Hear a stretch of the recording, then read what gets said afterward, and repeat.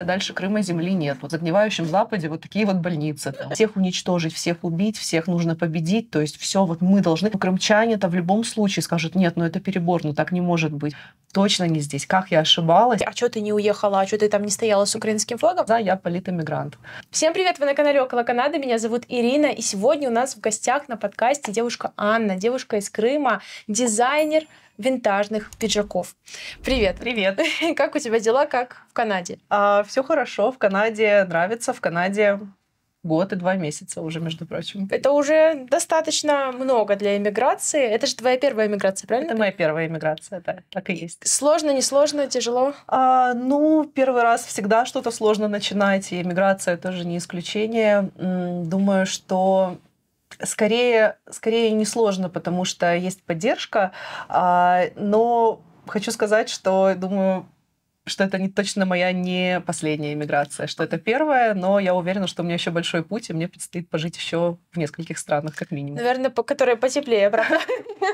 Возможно, да. Я так предполагаю. Так, хорошо. Расскажи, пожалуйста, о своей жизни в Крыму. Все-таки Крым — это полуостров такой с большим вопросом. Я сама тоже с Крыма, кто не знает. Здесь наверняка будут новые зрители, да, которые не знают, что мы оба крымчанки. Я с Симферополя, Анна с Бахчисарая. Вообще, сколько там? 20 минут. Встретились 25. В Канаде, вы понимаете, как так получается, да. Никогда не виделись раньше. Вот, расскажи, как твоя жизнь в Крыму проходила? В Крыму я прожила всю свою жизнь до эмиграции сюда. И могу сказать, что у меня было в целом довольно простое и скучное детство, как у всех детей, рожденных в 90-х годах, потому что было мало что у нас, да, и как бы мы пользовались чем могли и выживали как могли, скажем так, то есть начало 2000-х. Вот, поэтому плюс я еще из маленького города, где вообще практически ничего нет, то есть у нас там 5 школ, каких-то там, может быть, немножко было дополнительных секций, ну и, в принципе, все, дворы и так далее. То есть я выросла в старой части города, где как раз вот, ну, не скажу, что очень близко к Ханскому дворцу, но было прекрасно видно горы, скалы как раз того двора, где я жила. Поэтому детство было абсолютно обычным, таким же, как и у всех других детей. Я его сделала интереснее сама, когда уже вот пошла в ансамбль, когда начала заниматься хореографией. Собственно, это мне открыло такой путь и поездок по Украине, по Европе. Поэтому, да, вот я считаю, что я себе сама какую-то эту дорожку простелила. Мне кажется, крымские люди, они какие-то такие вот пробивные. Кто был в Крыму, напишите обязательно комментарии, как вам наш прекрасный полуостров, не затрагивая политику пока что. Просто вот сама природа, вообще Ханский дворец, Бахчисарай, это же просто, любовь. Я не знаю, я так скучаю, так хочу еще раз побывать. Красота. И ты такая молодец, что собралась и сделала что-то вот такое, какой-то движок. То есть родители как бы к этому не были причастны, это было твое решение? Я пробовала, да, много чем заниматься. На самом деле я там иностранные языки изучала с детства, с 5 лет начала изучать английский язык. А танцы тоже, у меня первое мое знакомство с танцами было не очень удачное, а потом вот мне было лет 12, наверное, я пошла сама записалась в ансамбль, который у нас был, да, и как-то вот потом уже поставила свою семью в известность, что я, оказывается, вот теперь все вот в этом ансамбле. Меня уже по-моему, через месяцев 6-7 уже взяли на гастроли, на первые в Беларусь мы уже поехали. То есть первая уже моя поездка была сразу за границу. Круто. То есть, да, вот такой вот скачок. Поэтому да, классно. Сама себе дала пинок. Молодец, так и нужно, это хорошо. Окей. Относительно Крыма, вот Крым, ты же была там все время, на самом деле, я уехала уже туда 7 лет назад, да. А ты все это время там жила. Крым до оккупации и после, что ты думаешь? Если мы берем 2014 год сейчас во внимание, в 2014 году мне было 20 лет, и я, конечно, сейчас у меня хватает смелости признать, что я была очень глупая, очень наивная и не особо вообще интересовалась. Хотя сейчас я понимаю, что нужно всегда интересоваться не только своей, да, вот частной жизнью, а и тем, что тебя окружает тоже. Тогда мне это было не настолько важно. Хотя мысли о переезде, кстати, хочу сказать, о переезде из Крыма у меня начались с 6 моих лет, когда я еще в школу ходила в 1 класс. Я уже знала, что я уеду в какую-нибудь Америку, например. Да. А что касается Крыма, тогда, конечно, мне казалось, что сейчас это все вот как-то само собой утихнет, что от меня не требуется вообще никаких действий, что это кто-то где-то как-то сам решит, что я вообще мелкая песчинка, что я могу сделать, вот как-то так, да. Конечно, чем старше ты становишься, тем ты больше понимаешь, что жизнь не крутится только вокруг тебя, что очень много факторов, да, каких-то сопутствующих, и что нужно тоже стараться в то окружение и вообще в жизнь вокруг себя как-то тоже вкладываться и что-то делать.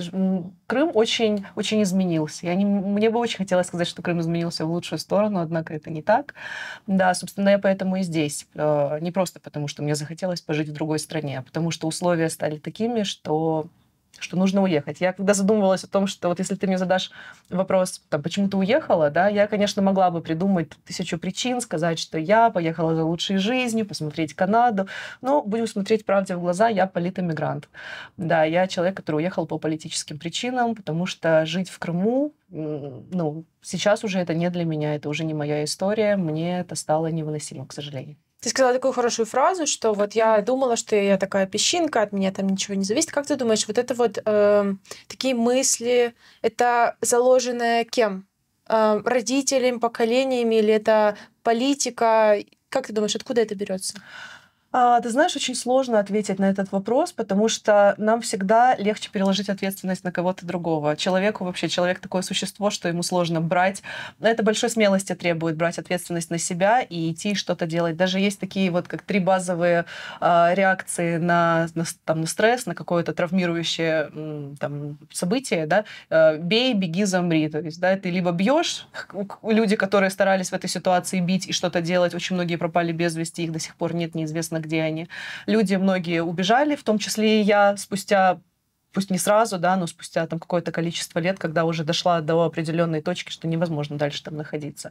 И есть люди, которые замирают и пытаются приспосабливаться к тем условиям, в которых они находятся. Условия меняются, они говорят, ну хорошо, ладно, поживем вот так. Ну вот это теперь нельзя, ну ладно, будем как-то вот нельзя. Ну тут так сказали, ну вот будем так, как сказали. Я почему спрашиваю? Потому что мне кажется, что вот от СССР, да, и вот до сегодняшнего момента, до современной России воспитывают и ведут людей с самого детства так, чтобы они были в позиции «замри».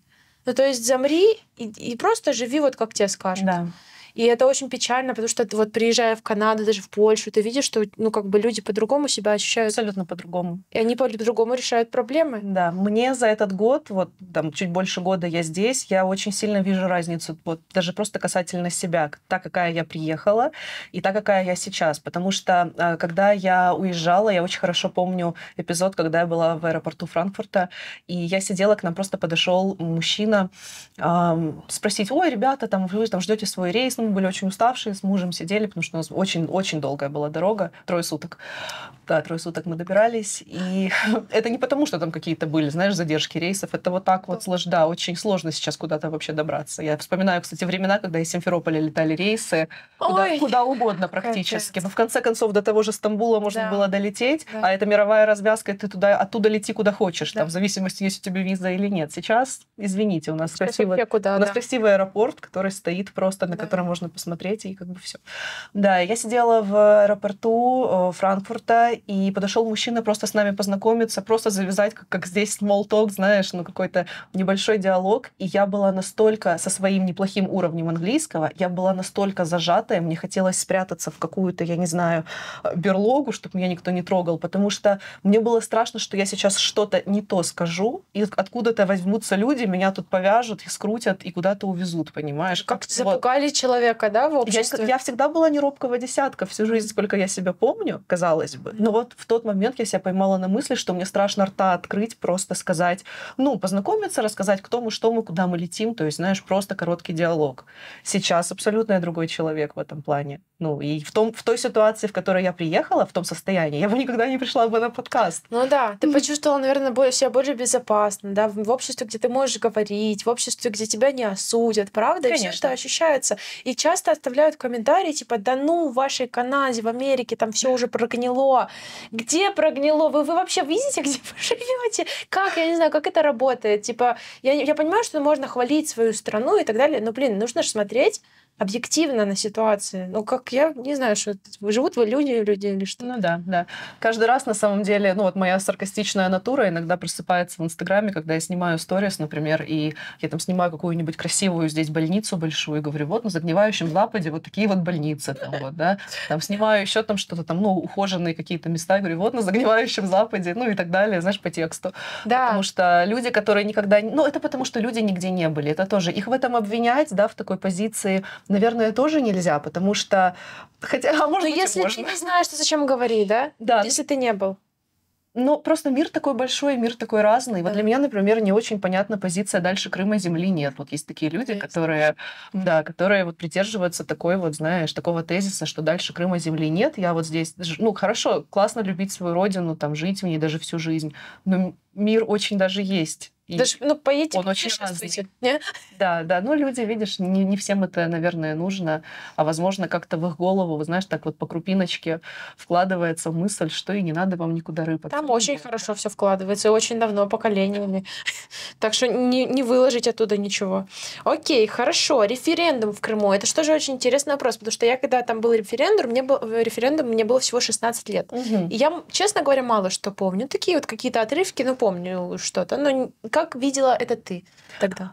Когда был референдум в Крыму, мне было 20 лет, да, это был 14-й год. Ну, 19, наверное, вот мне как раз в апреле исполнилось 20 лет.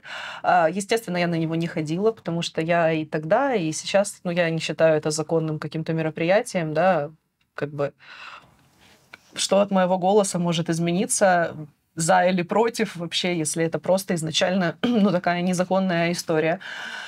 Да, я, конечно... я помню митинги, я помню митинги в поддержку Украины, я помню, как люди, очень многие переобулись. Такое, да, не очень, наверное, красивое слово. Я тогда работала, кстати, это была моя первая работа на государственной еще службе, вот, и я очень хорошо помню, я работала хореографом, то есть я ставила постановки, и я помню, как мне, значит, дирекция моя, вот буквально там, в феврале, скажем так, 2014 года, когда еще вот только-только, вот даже еще до того, как начиналось, мне говорят, так, нам нужен красивый украинский танец для того, чтобы там на разных мероприятиях все показывать, все ставь, делай, и только проходит референдум, знаешь, как по щелчку, вот как смена кадра вот при монтаже, люди такие, все. Давай, русский. Да. Нет, да, ладно, если бы русский какой-то там, да, вот, ну, там, народный танец. Окей. Нам нужен с триколором, нам нужно, чтобы вот, да, воспевать там родину, страну, вот именно, чтобы вот это вот все было, то есть, да. Рука, лицо, как да. говорили. Как... То есть я бы поняла, если бы это один народный танец сменился на другой народный танец, но нужен был именно триколор, и вот это, вот, знаешь, поднятие патриотического духа, такое довольно искусственное, вот это вот было очень на тот момент важно. Но я говорю, что я была довольно глупа, я была где-то пуглива, и что-то я боялась иногда, хотя я старалась, конечно, отстаивать свою позицию тогда, ну, это же был... но в 20 лет да. это очень сложно. Ну и плюс все прекрасно понимают, ну, то есть будут по-любому комментарии, а что ты не уехала, а что ты там не стояла с украинским флагом. Ну, ребятки, подумайте сами. Вы живете в месте, где вокруг просто люди, которые, ну, уже подлегли под определенное положение, да. правда? И там такие могут происходить события, что лучше не рыпаться. Оттуда либо выезжать, и потом уже что-то говорить. Внутри страны ты там ничего единично не сделаешь. Ну, то есть и внутри самой, как бы, территории. Да, да. То есть поэтому, как бы, отвечаю уже на будущие комментарии, потому что я уверена, там будут вопросики. Вопросики могут быть, комментарии могут быть. Иногда какие-то ситуации, ну вот, они приходят ровно в тот момент, в который они должны. Потому что у меня первые вообще мои какие-то попытки эмиграции, мысли, там, подготовки документов начинались еще с 16-го года, да, я как-то так вот метила в сторону США. В тот момент у меня ничего не получилось. Я не могу сказать, что я очень активно занималась этим вопросом, но уже тогда у меня были мысли, что мне не хочется прожить в этом городе всю жизнь, мне не хочется здесь рожать детей, чтобы они вот точно так же по моему пути шли, а как бы ситуация тоже меняется не в лучшую сторону. Вот, поэтому первые мои попытки были еще в 2016 году, но так не сложилось. Но в любом случае, я считаю, что все, что не делается, все к лучшему, потому что если бы я уехала тогда, я бы не встретила своего мужа. Да. Да, а как бы я это считаю, ну, главным событием своей жизни на самом деле, таким чем-то вот свыше. Поэтому все происходит в нужный момент. То есть можно сказать, что война не была катализатором твоего переезда, вот началом мысли об этом? Но в любом случае это был такой спусковой крючок, потому что я до этого могла планировать когда-то наперед, что я когда-нибудь уеду. И если бы не война, я бы, возможно, планировала бы и до сих пор, что я когда-нибудь уеду, вот мне вот это не нравится, мне вот это не нравится. Но знаешь, как вот градус какой-то вот кипения, да, ну, то есть он доходит до какой-то точки, и дальше уже все. Ну, то есть как бы чуть-чуть горячую сковородку ты еще можешь держать, как бы ничего. Прям вот раскаленную, ну, уже вот ты отдернешь, и уже ты будешь что-то с этим делать. Вот на таком примере. Поэтому, конечно, случилось. Я очень помню, к сожалению, я очень помню 24 февраля, и это, да, это день, который я вряд ли когда-то забуду, потому что вот в тот момент я поняла, что все мои личные какие-то драмы, которые мне казались какой-то катастрофой, вообще трагедией, да, все там предыдущие события, ну, у нас много, да, чего в жизни происходит, там, хорошего, плохого, иногда кажется, что просто конец света. Вот все померкло в один момент, и я поняла, что это, ну, абсолютно просто невозможно вообще поставить рядом, и что больше всего меня на тот момент убило даже не сама война, а то, что я была уверена, что, ну вот я сейчас выйду на улицы города, ну уж кто-кто, ну крымчане-то в любом случае скажут, нет, ну это перебор, ну так не может быть. У меня родственники там в Киевской области, у меня в Полтавской области, у меня там еще там где-нибудь. Нет, ну это надо как-то останавливать, что люди сейчас будут бастовать, бойкотировать.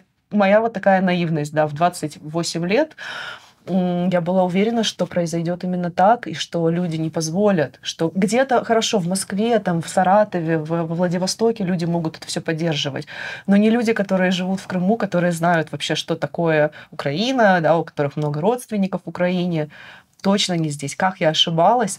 Вот эти вот розовые очки, которые стеклами внутрь разбились, да, вот они, конечно, такое мне оставили очень много шрамов на самом деле вот эта вся ситуация, потому что даже я говорю не столько сама война, сколько реакция моих как бы соотечественников. Я просто не ожидала, что так будет, поэтому. Ты можешь сказать, что большинство людей было как бы за войну? Я там уже не была в это время, я не знаю. Я могу так сказать, что я несколько дней не ходила на работу, потому что у меня физически не было сил, я не могла вообще никак себя поднять, и вот что-то, да, продолжать дальше, как ни в чем не бывало. Окей, в какой-то момент все-таки пришлось, да, мне встать, пойти дальше, выйти на улицу, и первое, что я увидела, что большая часть машин с наклеенной буквой Z на машинах, то есть, очень... Я не говорю сейчас про государственные, там полиция, скорая помощь, это понятное дело и так. То есть люди просто они все такие, да, мы все это поддерживаем, очень много. И я не знаю, как, но это работа пропаганды или это просто какие-то внутренние человеческие качества в этот момент вылезают наружу, потому что, например, там без имен, без фамилий, да, вот какая-нибудь моя знакомая, которая очень хорошая мама, жена, понимаешь, сама по себе очень приятный человек в компании, и все, то есть она вот всегда, знаешь, старается, там, тебе комплимент сделает, и детей своих она очень любит, и вот как-то и окружающую всю среду, и все. Но как только заходит разговор об этом, она говорит, всех уничтожить, всех убить, всех нужно победить, то есть все, вот мы должны... И человек аж красными пятнами идет, понимаешь? То есть... Господи, боже мой. И во всех остальных сферах, да, ты смотришь, и ты думаешь, практически идеальный человек, очень добрая, веселая, коммуникабельная. Вот правда, знаешь, приятно с человеком в компании находиться. Было. Да. Но вот когда заходит только вот чуть-чуть речь вот там на тему, допустим, политики, на тему там происходящих событий. Может, там люди что-то подсыпают? Я не знаю, что происходит, да, я не знаю, как в здравом смысле можно кого-то захотеть убить. Тем более, ладно, не знаю, сравним вот даже ситуацию Израиль и Ирак, да, Иран. Да. Действительно, разные, да, веры, вероисповедания. Там есть у людей, основания действительно для какой-то... Я не оправдываю, ни в коем случае считаю, что это все ужасно, любая агрессия, любая война, но у них действительно разные понимания жизни, да. Но тут же, хотя бы есть какой-то, знаешь, что камень да, преткновение, да, а здесь... как могла родиться такая ненависть? Я не знаю. И я же говорю, это крымчане, это люди, которые жили спокойно. Я всех этих людей я помню там в 2012 году, в 2013 году абсолютно. Учили украинские стишки и ходили на украинские концерты. Да. И как-то мне очень, если честно, горько от этого, потому что в какой-то момент ты как будто бы один, знаешь, вот ты один на один вообще вот с происходящим. То есть тебе кажется, что все вот где-то по ту сторону, а ты вот один по эту сторону. Да. Очень, очень сложно в этой атмосфере вообще находиться. И тем более, что репрессии, они только ужесточаются, потому что сейчас невозможно вообще ничего сказать даже на кухне шепотом, потому что за тобой придут. Это страшно это, конечно, все, я не знаю. Давай перейдем немножко от таких ужасов к приятному. Конечно. Вот, например, к твоему замечательному пиджаку. Расскажи, пожалуйста, как тебе вообще пришло это? Ну вот да, я сегодня в своем изделии, которое я еще не закончила до конца, вот у меня, например, здесь фабричные пуговички, я их еще буду менять, там, может быть, еще что-то добавлять буду к этому пиджаку. Один из новых, в принципе, я его еще даже нигде не показывала. Вот сегодня он впервые так вышел в свет. Как нам повезло. На самом деле, ну вот моя какая-то творческая натура, она вышла здесь наружу, да, потому что я до этого занималась хореографией, 12 лет я преподавала, на сцене я сама уже, я не знаю вообще сколько лет, очень много. А здесь я просто начала искать пиджак для себя в магазине, потому что мне вот захотелось, чтобы у меня был пиджак какой-то там красивый на выход. И я увидела очень красивую сетку в этом же магазине, которую в цвет абсолютно, цвет в цвет. И я подумала, почему бы мне как-то вот его не изменить, не видоизменить вот для себя. Я начала его делать вообще изначально для себя. И первые, наверное, там 3-4 пиджака я сделала, я мужу своему говорила, что это у меня будет такая вот моя коллекция, там, на выход куда-то, там, на свидание меня позовешь, я, может быть, еще куда-то пойду. А потом как-то я стала это выкладывать в Инстаграм, и люди стали писать, спрашивать, и сейчас их, конечно, уже намного больше, они уже разных размеров, и больше, чем на меня, и намного меньше, чем на меня, и абсолютно разных, в разном стиле. Вот, конечно же, это все, вся коллекция пополняется. Вот недавно я выпустила, кстати, мини-коллекцию Black Fancy 24. Да, такая очень, ну, она черная, и она в такая концепция у нее как больше вечерняя, то есть вот там жемчуг, золото, серебро, то есть просто если ты хочешь мега гламурно где-то выглядеть, то она вот прям то, что нужно. Ты по Канаде, по миру отправляешь? Да, уже несколько пиджаков уехали в Торонто и в общем, в Онтарио, я не знаю, один точно в Торонто, и в Онтарио куда-то, может быть, в другие города, я сейчас их правильно не назову. Вот, один пиджак уехал в Лас-Вегас, и я просто в этот момент, я думаю, господи, я сама еще не была в Лас-Вегасе. Пиджак уже был. Это хорошо. Да, недавно мне написала девочка, знакомая из Европы, она говорит, что вот я сейчас разбогатею и у тебя закажу. То есть я бы вообще очень хотела, чтобы мои пиджаки ездили по всему миру, я их готова отправлять. Я на самом деле это делаю не ради заработка, а вот просто как от чистого сердца. Мне вот нравится, что мой такой вот локальный бренд, что он не только вот где-то здесь, в Калгари, а чем шире его география, тем мне приятнее. Конечно, это было бы очень круто. Я думаю, что так и будет. Откроешь и стационарный магазин, и онлайн. Будут люди покупать по всему миру. Да. Ждем. Да, молодец, ты большая. Класс. Окей, ладно, про студию еще чуть позже скажу. Да, конечно. Так, окей. Вы переехали в Канаду, но вы переехали не в Европу. Есть же были варианты какие-то европейские страны. Рассматривали или как? Если честно, я говорю, вот что у меня в планах еще пожить 100% в нескольких странах я бы очень хотела, потому что для меня приехать в Канаду и остаться здесь на всю жизнь не совсем моя история. Я очень люблю открывать для себя новое, очень люблю. Вот. И мне бы хотелось, как ты сказала, и в жарком климате пожить, и под пальмой, может быть, где-то, условно говоря, да. Под пальмой было бы хорошо. У нас, кстати, здесь декорации. Вот, смотрите, мы находимся, снимаем видео в моей студии, она находится в городе Калгари, и уже начинается немножко подготовка к новогодним рождественским декорациям. Так что, если кто-то здесь, обязательно присоединяйтесь, приходите и для аренды, и просто как фотопроекты, фотодни. Буду рада вас видеть. Поэтому, что касается Европы, то, к сожалению, мы находились в такой ситуации, когда мы ехали не в Канаду, а когда мы ехали из той ситуации, в которой мы находились. Поэтому сильно выбирать не приходилось. Я сейчас все больше встречаю людей, которые целенаправленно ехали в Канаду, выбирали между несколькими городами, что вот здесь там будет потеплее, здесь похолоднее, тут побольше город, тут поменьше.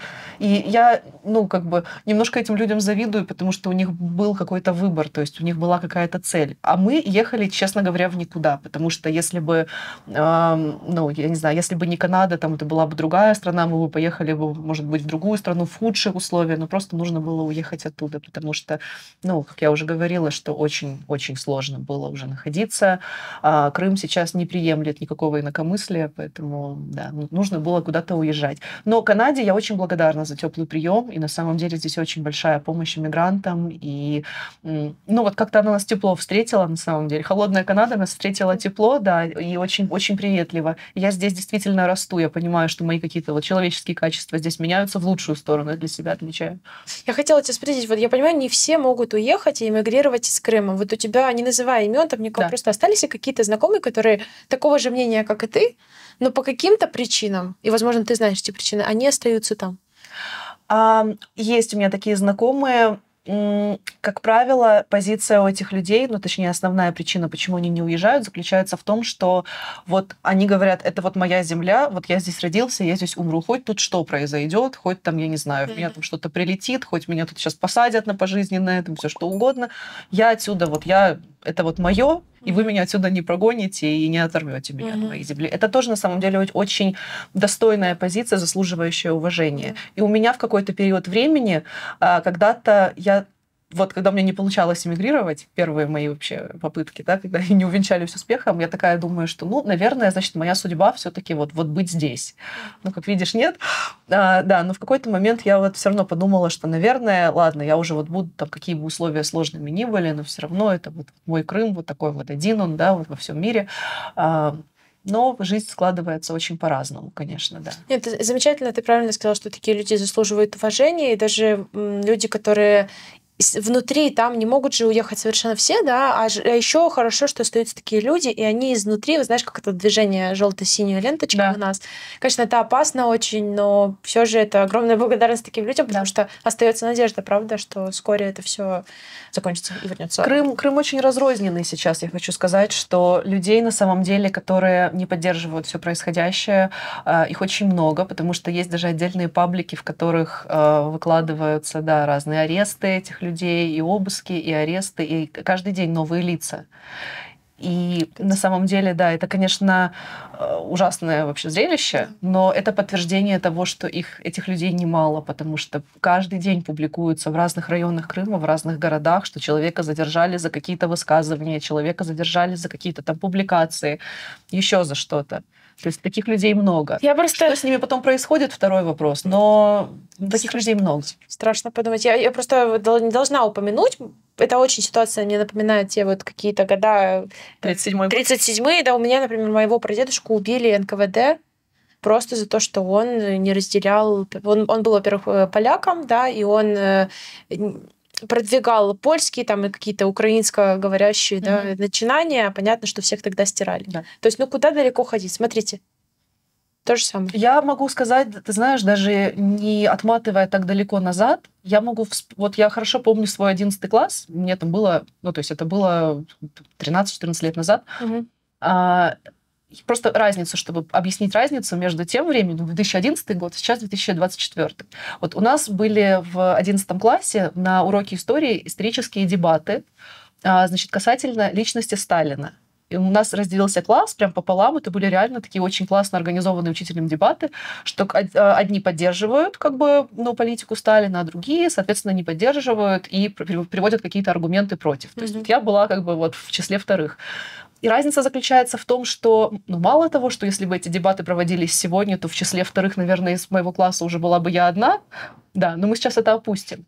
А сам факт того, что сейчас, ну, таких дебатов просто не будет по определению в школе. Да. Обсуждать личность Сталина на предмет того, правильно он делал или неправильно. Вы что? Как он мог неправильно поступить. Так же, как и великий царь. Это же только одни сплошные верные действия. Да, ну то есть... не может быть сейчас абсолютно...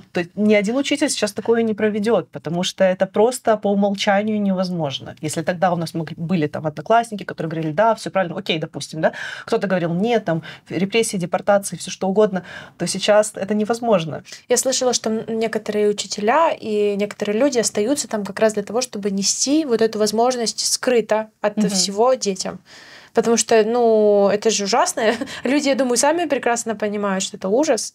Ну, это очень опасный путь, на самом деле. Очень опасный. Но это огромная благодарность таким людям. Да, это благодарность таким людям, но они очень, очень рискуют своей жизнью. Потому что быть уволенным – это меньшее из зол, которое может с тобой случиться в такой ситуации, на самом деле. Какой ужас. 2024 год, 21 век на дворе, и мы не можем сказать слово.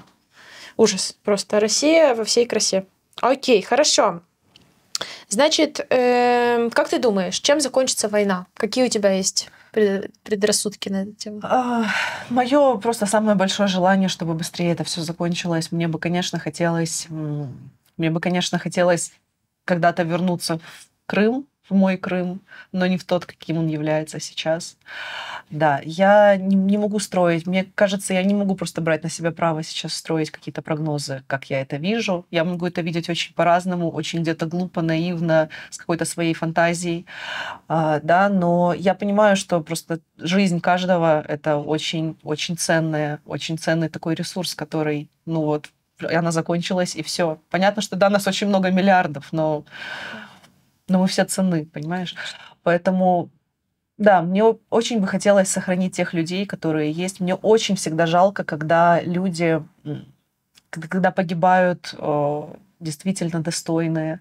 И даже когда остаются в живых, но уезжают из своей страны и больше не могут ей приносить, допустим, там, да, какой-то пользы, там, даже своему какому-то, своей области, своему региону, уезжают, когда их сажают в тюрьмы, когда они пропадают без вести. У меня есть знакомые, которые пропали без вести, до сих пор неизвестно, где они. И это были не то, чтобы просто какие-то, знаешь, это были действительно достойные, умные, образованные люди. Вот это очень горько, очень обидно и очень печально. Чем закончится, я не знаю. Я всегда за то, чтобы как можно больше людей остались живыми и невредимыми. К сожалению, от моего мнения мало что зависит.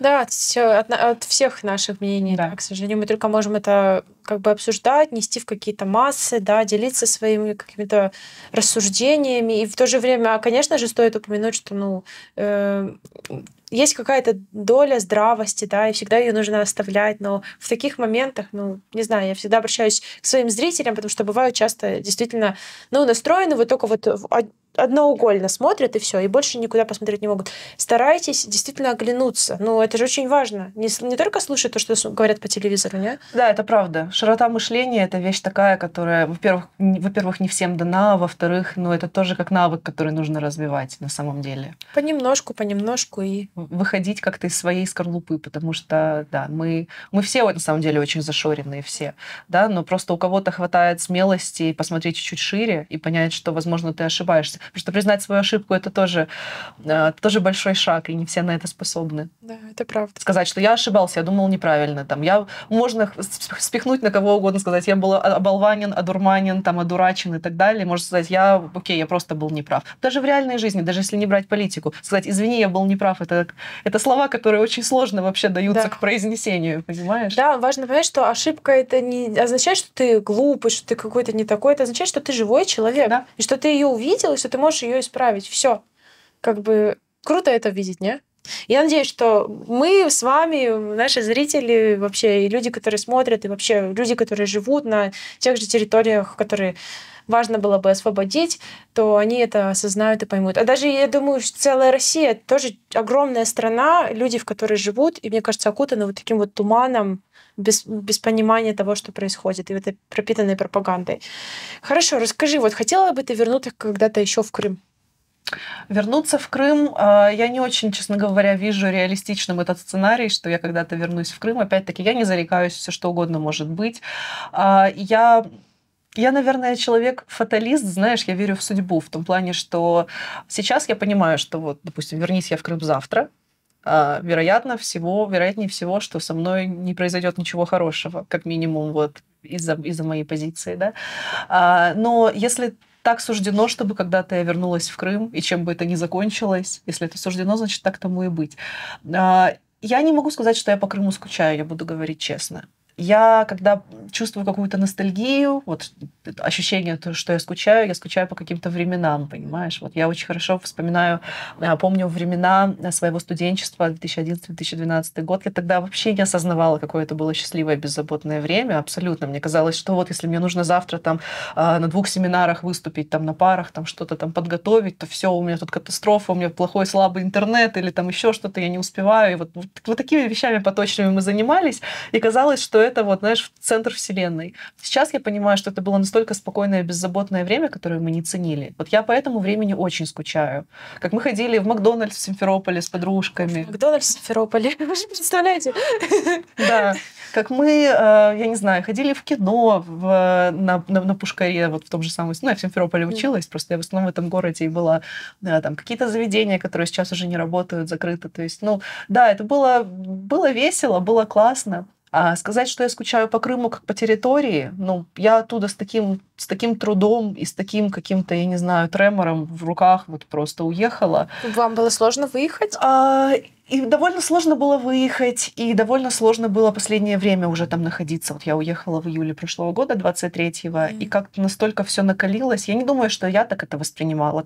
Мне кажется, вокруг меня очень сильно накалилась вся обстановка, что я думала, дай бог мне вообще выехать просто. Куда-нибудь. Спокойно выехала, нормально? В целом, да. В целом все прошло лучше, чем я думала. Но я не считаю, что человек вообще должен находиться в таком моральном состоянии, когда он переживает, выпустят его или нет. Ситуация не в том, что у тебя, знаешь, там паспорт просрочен, или у тебя там визы нет, или еще там что-то, да, или ты, ну, там, не знаю. А вот в такие вот какие-то моменты. Они же, наверное, проверяли телефон и все это, да? Всё удаляло? У меня ничего не проверяли. У меня ничего не проверяли, на самом деле.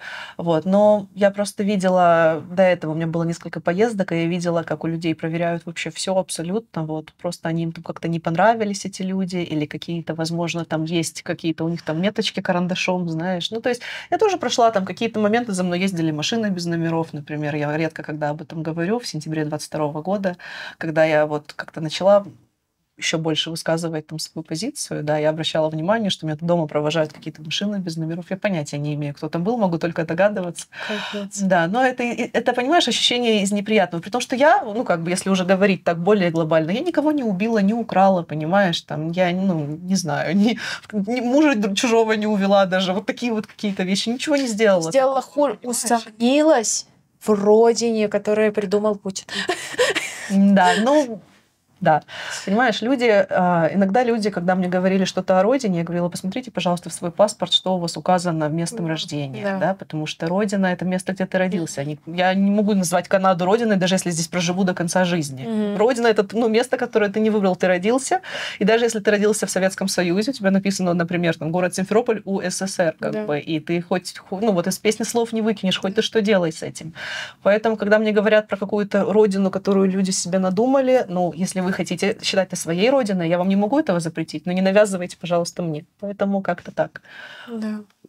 Да, страшно. Я помню, когда я выезжала из Крыма, тогда уже была такая, и войны еще не было, но уже была такая обстановка неприятная. То есть вообще как-то... Я помню, что-то меня тоже остановили, меня обыскали, обсмотрели, типа, что-то там... Было очень неприятно. То есть, что они искали, что они там рыпались. Там же нельзя было украинские паспорта. Вот это вот, если ты по украинским паспортам, обязательно тебе печатку какую-то вставляют, бумажку какую-то дают. Вот это вот все проходишь как в каком-то, я не знаю, ну, карцере, я не знаю, как это называется, знаешь, в тюрьме какой-то. Да, это очень напрягает на самом деле вообще. То есть ты не чувствуешь себя свободным на самом деле. То есть вот ты живешь в городе, в котором ты родился, прожил всю жизнь, не совершил никаких преступлений, да, ты живешь как бы достойным человеком, но ты себя чувствуешь под колпаком, и ты себя чувствуешь под постоянным наблюдением, и ты не можешь никуда шаг никакой сделать, потому что ты не знаешь, что тебе за это будет. Да. И так вот по чуть-чуть, и незаметно для людей ущемляется их свобода. Они просто, возможно, этого не замечают, но когда они говорят о том, что да, ладно, там ушли, допустим, бренды из-за санкций, еще что-то. Да, ладно, нельзя синий маникюр делать, потому что меня посадят. Да, ну то есть нельзя одно, нельзя другое, нельзя третье, понимаешь? И так можно скатиться к тому, что тебе можно просто вот ходить на работу и сидеть молча дома. Ходить на работу и опять сидеть молча дома, и все. Да. К сожалению, это так. Так что стоит задуматься тем, кто там живет. Я не знаю, правда, знаешь, всегда хочется сказать, типа, что мы должны что-то менять, но с другой стороны, ты понимаешь, насколько это глобально и что мы можем сделать, кроме того, чтобы нести какую-то информацию, а тем, кто живет в Крыму, что они вообще могут сделать, потому что они даже информацию нести не могут. То есть настолько это все сложно, непонятно, но да, только надежда. Как есть, понимаешь? Да. Тем не менее, это реальность, которую, возможно, нам не хочется принимать, но она такая, какая она есть. Да, это правда. Спасибо тебе огромное, что пришла к нам сегодня. Я была очень рада с тобой поболтать. Я оставляю все ссылки внизу в подписи под этим фильмом. Да, вы можете перейти на Инстаграм Анны, обязательно посмотреть пиджаки. И, конечно же, приходите ко мне на мой Инстаграм и на Инстаграм-студии, я тоже ее оставлю. Спасибо вам, что посмотрели нас. Оставляйте ваши лайки, оставляйте ваши комментарии. Ну и, конечно же, подписывайтесь на мой канал. До скорых встреч. Пока.